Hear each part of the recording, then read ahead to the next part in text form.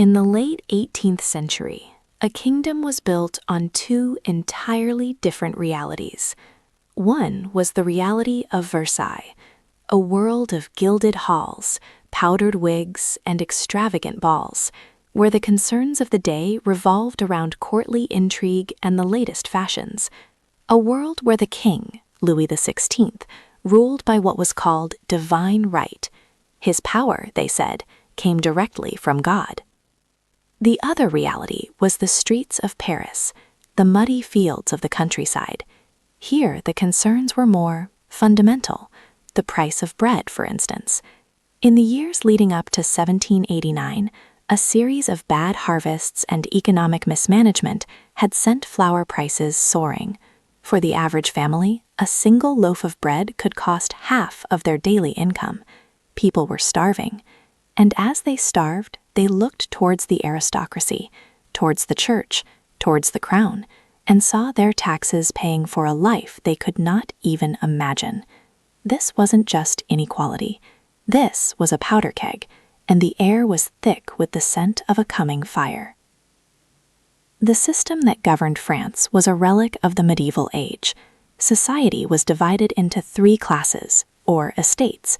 The first estate was the clergy. The second was the nobility. Together, they made up less than 2% of the population, yet they owned most of the land and paid almost no taxes. The third estate was everyone else: peasants, merchants, lawyers, laborers, 27 million people. They bore the entire tax burden of the nation. They funded the wars, they paid for the palaces, and they had absolutely no political power. In May of 1789, facing total financial collapse, King Louis was forced to do something a French monarch hadn't done in 175 years. He called a meeting of the Estates General, an assembly of representatives from all three estates. The goal was to approve new taxes. But the third estate came with a different agenda. They didn't just want to talk about taxes. They wanted to talk about rights. They demanded fair representation. They demanded a constitution. The first and second estates refused. So, on June 20th, the representatives of the third estate found themselves locked out of the assembly hall. They gathered instead in a nearby indoor tennis court, and there they swore an oath.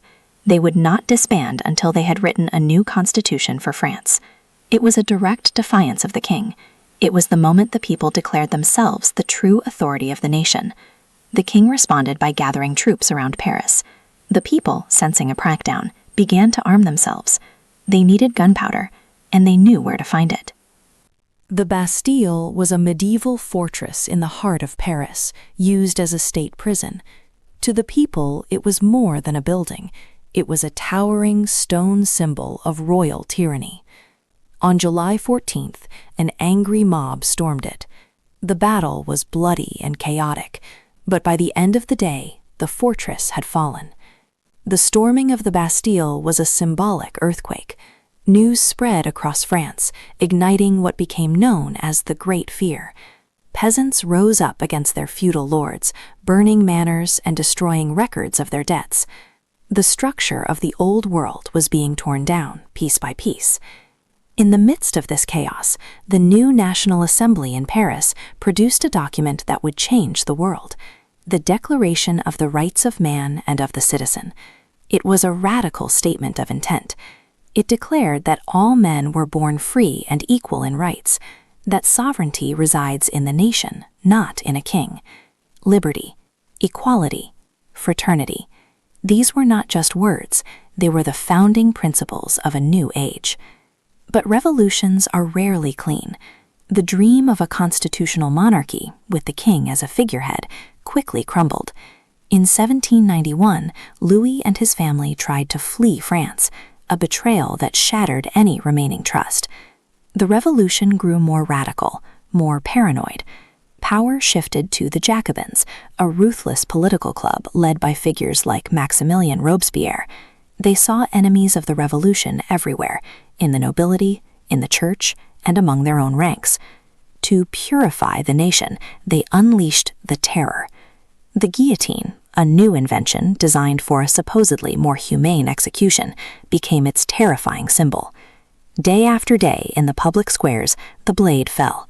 On King Louis XVI in January 1793, on his wife, Marie Antoinette, months later, and on tens of thousands of others accused of being counter-revolutionaries. It was a period of intense, violent paranoia, where the ideals of liberty were drowned in blood. The revolution had begun to devour its own children. By 1794, even Robespierre himself would be led to the guillotine. The terror burned itself out, leaving France exhausted and unstable. The 5 years that followed were a chaotic attempt to find middle ground, governed by a weak and corrupt committee called the Directory. The nation was still at war with most of Europe, and its people longed for stability, for order, for a savior. And that is when a young, ambitious, and brilliant general stepped onto the stage. His name was Napoleon Bonaparte. In November of 1799, in a swift and decisive coup d'état, he seized power, ending the Directory and with it the French Revolution. A decade of turmoil had ended not with the idealized republic, but with the rise of a military dictator who would soon crown himself emperor. A nation belongs to its people, that no one is above the law, that citizens have rights that cannot be taken away. Before 1789, the world was largely a collection of subjects ruled by monarchs who answered only to God. After 1799, the world was on a long, slow, and often violent path toward a world of citizens who build nations and grant governments the right to rule. The French Revolution was a complex, brutal, and contradictory event. It was a fight for bread that became a fight for freedom. It was a struggle for reason that descended into terror. But it fundamentally redrew the map of what was politically possible, and it left behind a question that every generation in every nation is still trying to answer. Who holds the power, and why?